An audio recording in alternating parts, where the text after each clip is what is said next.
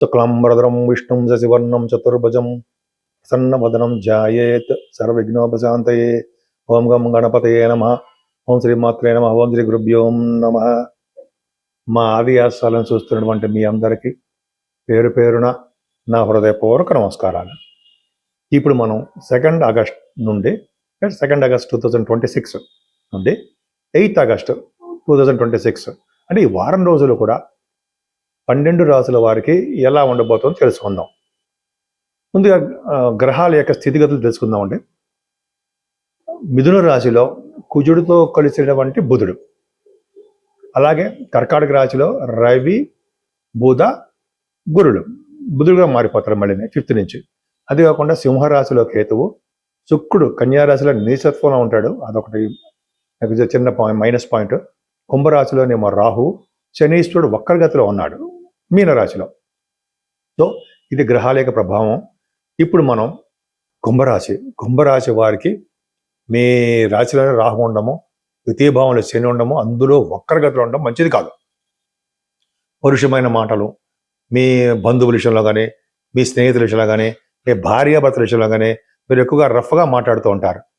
ఎక్కువగా మీరు మాట్లాడిస్తే మీరు ఎక్కువగా మంచిగా మాట్లాడకుండా మీరు ఏదో పరుషమైన మాటలు మాట్లాడుతుంటారు. దానివల్ల భార్యాభర్తలు అంటే భార్య గారు కానీ భర్త గారు కానీ నొచ్చుకుంటారు, బాధపడతారు. మీ స్నేహితులు అంతే. ధనం విషయంలో, కుటుంబ విషయంలో కూడా చాలా ప్రాబ్లమ్స్ వస్తూ ఉంటాయి. ధన విషయంలో కూడా అంత బాగా కలిసి రాదని చెప్పచ్చు. కానీ పంచమ స్థానంలో కుజబుధులు ఉన్నారంటే మీకు ఒక విధంగా స్టాక్ మార్కెట్లో బాగా డబ్బు సంపాదించుకుంటారని చెప్పచ్చు.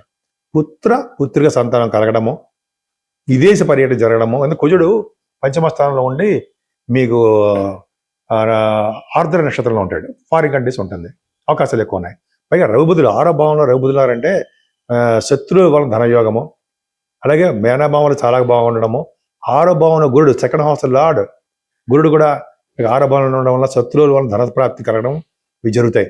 శత్రువుల వలన భయమే ఉండదు, రోగాల వలన భయం ఉండదు. పైగా 7వ స్థానంలో కేతు ఉన్నాడు, అంటే భార్యాభర్తల యొక్క ప్రాబ్లమ్స్ ఉన్నాయి. అంతేకాకుండా మీ అత్యంత రాజయోగ 4th house lord and 9th house lord నీచ స్థితిలో గెలిపాడు కదండి. అంటే నీచ స్థితిలో శుక్రుడు నీచలో ఉండకూడదు. ఉండడం వల్ల మీ వ్యాపారాలు కానీ, మీ చదువుల విషయంలో కానీ, మీ తల్లిగారి విషయంలో కానీ చాలా ప్రాబ్లమ్స్ ఉంటాయి. జాగ్రత్త. ఇండికేషన్ ఇచ్చేసాడు భగవంతుడు మీకు. ఆగస్టు నెలలో మీ అమ్మగారికి ఒంట్లో బాగుండదు, జాగ్రత్తగా. మీ అమ్మగారు అంటే పేరెంట్స్ అని చెప్తాం, మీకు జాగ్రత్తగా ఉండాలి. మీ ఆరోగ్యం కూడా అస్సలు బాగోదు, జాగ్రత్తగా ఉండండి. శని చూస్తున్నాడు కదా, అంటే ఆరోగ్య సమస్యలు వస్తాయి. కానీ భాగ్యస్థానాధిపతి కూడా నీచిలో ఉన్నాడు చూడండి. అంటే మీరు బిజినెస్ చేద్దాం అనుకున్నా, విదేశాలు వెళ్దాం అనుకున్నా, లేకపోతే హైయర్ ఎడ్యుకేషన్ అన్నా అవి అంతే మేమేం రావు. వ్యాపారాలు కూడా సక్సెస్ కావు. సినిమా రంగంలో ఉన్న వారికి కూడా లాసులు వస్తాయి తప్ప లాభాలు రావు. జాగ్రత్తగా ఉండాల్సిందే. కానీ ప్రొఫెషనల్గా బాగా డబ్బు సంపాదించుకుంటారు. అంటే ఉద్యోగపరంగా అంటాం కదా, సాఫ్ట్వేర్ కానీ, గవర్నమెంట్ సంబంధించిన ఉద్యోగాలు కానీ బాగా డబ్బు సంపాదించుకొని కీర్తి ప్రతిష్టలు పొందుతారు. అందరికీ నమస్కారం. ఇందాక చెప్పినట్టుగానే నేను మీ డాక్టర్ వాడ్రే వాదినారాయణరావు. నేను ఈ ఆస్ట్రాలజీలో చాలా కాలం నుంచి ఉన్నానండి, 36 years నుంచి ఉన్నాను. అంతేకాకుండా గవర్నమెంట్ ఆర్గనైజేషన్ సింగరేణి కాలేజెస్ కొత్తగూడెంలో ఒకటి చేశాను. సరే, అవన్నీ పక్కన పెడితే ఇది ఎందుకు చెప్తున్నానంటే, అటు ఫైనాన్స్లోను ఇటు ఆస్ట్రాలజీలో కూడా అబౌవ్ 30 years ఎక్స్పీరియన్స్ ఉంది నాకు. 36 ఏళ్ళు ఇందులో ఉన్నాను. ఇందులో అంటే ఆస్ట్రాలజీలో కొద్ది గొప్ప జాతకాలు చూస్తూనే ఉంటాను నేను. సరే, మీ జాతకాలు చూపించుకోవాలనుకుంటే, మీ జాతకాలే కాదండి, మీ స్నేహితులు, మీ తెలిసిన వాళ్ళు, బంధువులు చెప్పించుకోవాలనుకుంటే date of birth, time of birth, place of birth, ఈ 3 ఉండాలి. ఉంటే మీకు పెళ్ళిళ్ళ గురించి కానీ, ఉద్యోగపరంగా కానీ, భార్యాభర్తలు విడిగా ఉంటారు కొంతమంది, అంటే వాళ్ళు ఎప్పుడు కలుస్తారా ఆ విషయం కానీ, అలాగే చాలా సంతానం విషయంలో కానీ చాలా విషయాలు మనం తెలుసుకోవచ్చు. ఇవన్నీ ఉదాహరణ చెప్తాను నేను. చాలా విషయాలు మనం కూలంకషంగా తెలుసుకోవచ్చు. మీకు తెలుసుకోవాలనిపిస్తే నా నంబర్కి మీరు మెసేజ్ పెట్టండి, తప్పకుండా మీకు పరిష్కార మార్గాలు చెప్తాను. అంతేకాకుండా వాస్తులో కూడా మీకు ఏమైనా ప్రాబ్లమ్స్ ఉన్నా, అంటే మన పేరు పట్టే మనం ఎటువైపు నివసిస్తే బాగుంటుంది, ఏ ఫేసింగ్ బాగుంటుందని పేరుని బట్టే చూస్తాం. అంతేగాని నక్షత్రం ప్రకారం ఎట్టి పరిస్థితులు చూడము. ఈ మధ్య నాకు కొంతమంది ఫోన్ చేసి నక్షత్ర ప్రకారం కూడా చూస్తారు కదా సార్, అంటే ఫారిన్ అమెరికాలో ఉన్నవాళ్ళు ఫోన్ చేశారు, అడిగారు. అలా కాదు, నక్షత్ర ప్రకారం చూడరు, ఎవరో మీకు ఎవరో గైడెన్స్ ఇచ్చుంటారో, నక్షత్ర ప్రకారం కాదు, వాస్తు అనేది మన పేరు ప్రకారం స్టార్టింగ్ లెటర్ ఏముంది దాని ప్రకారం చూసుకుంటాం అని చెప్పడం జరిగింది. వాళ్ళు కూడా ఓకే అన్నారు. సరే, అది పక్క పెడదాం అనుకోండి. మీకు ఏమైనా వాస్తు సంబంధించిన విషయాల్లో ఏమైనా మీకు ఉంటే తప్పకుండా నన్ను కన్సల్ట్ చేయండి. వాస్తు విషయంలో కూడా నేను చెప్తాను. సరే, ఇప్పుడు మనం 12 రాసుల వారికి ఆగస్టు నెలలో చేసుకోవాల్సినటువంటి పూజాది కార్యక్రమాలు మన స్తోమత తగ్గట్టుగా, మన స్థితికి తగ్గట్టుగా చెప్పుకుందాం. ముఖ్యంగా శనీశ్వరుడు బాధకుడుగా ఉంటాడు. శనీశ్వరుడు వక్రగతిలో చాలా ఇబ్బందికరంగా కనిపిస్తున్నాడు అన్ని రాసుల వాళ్ళకి. కొన్ని రాసుల వాళ్ళు ఉన్నారండి, వాళ్ళకి చాలా బ్రహ్మాండంగా యోగాన్ని ఇస్తాడు. అయినా అన్ని రాసుల వాళ్ళు ఏం చేయాలంటే ఫస్ట్ శనీశ్వరుని తైలాభిషేకం చేయించుకోవాల్సిందే. 9 శనివారాలు తైలాభిషేకం చేయించుకోండి. మన్య సూక్తంగా మీరు గుళ్ళో చేస్తారంటాయి. మన్య సూక్త శనీశ్వరుడిగా తైలాభిషేకం చేయించుకుంటే సూపర్. అందులో శని త్రయోదశి వచ్చినప్పుడు ఈ మన్య సూక్త శనీశ్వర తైలాభిషేకం చాలా పట్టు ఇస్తుంది.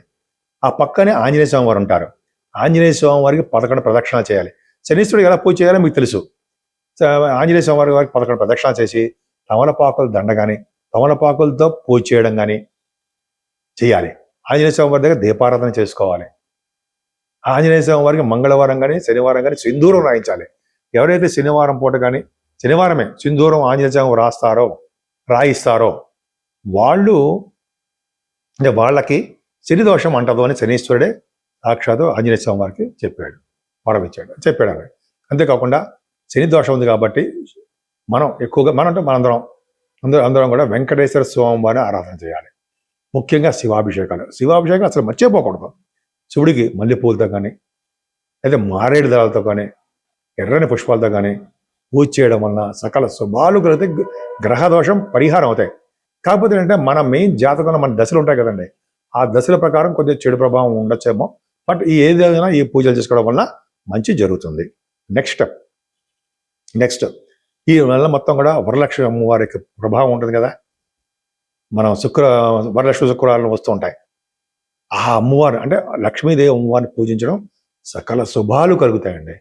ముఖ్యంగా అమ్మవారిని ఎర్రటి పుష్పాలతోటి, మారేడు దళాలతోటి, తులసి దళాలతోటి, అలాగే మల్లె పువ్వులతోటి, మీకు మన అందుబాటులో ఏది ఉంటే అది, ఏ పువ్వులు దొరికితే ఆ పువ్వులు చేయడము, అమ్మవారికి కుంకుమ పూజ, అభిషేకాలు, అష్టోత్తర శతనామావళి చేసుకోవడము, కనకదుర్గ అమ్మవారిని పూజించడము, బెజవాడ కనకదుర్గ అమ్మవారు ఆవిడ్ని కూడా పూజించడము. అలాగే ఎక్కడైనా సరే మనం మీకు దగ్గరలో అందుబాటులో ఉన్నటువంటి చండీ హోమాలు చేయించుకోవడం వలన ముఖ్యంగా చాలా మంచి శుభ ఫలితాలు వస్తాయండి. అందరికీ శుభ ఫలితాలు బ్రహ్మాండంగా ఉంటాయి. ముఖ్యంగా అంటే ఈ నెల మొత్తం కూడా శ్రావణ మాసం కాబట్టి లక్ష్మీ అమ్మవారిని నిరంతరం పూజించడం, ఓం శ్రీం హ్రీం సరస్వత్యై నమః, అలాగే లక్ష్మీదేవి నమః అంటాం కదా. ఇట్లా పూజించడం వలన అమ్మవారిని మీకు ఎలా పూజించాలంటే అలా నిష్టగా పూజించడం వలన సకల శుభాలు కలిగి లక్ష్మీదేవి స్థిర లక్ష్మి మీ ఇంట్లో ఉండడానికి ఎక్కువ అవకాశాలు ఉంటాయి.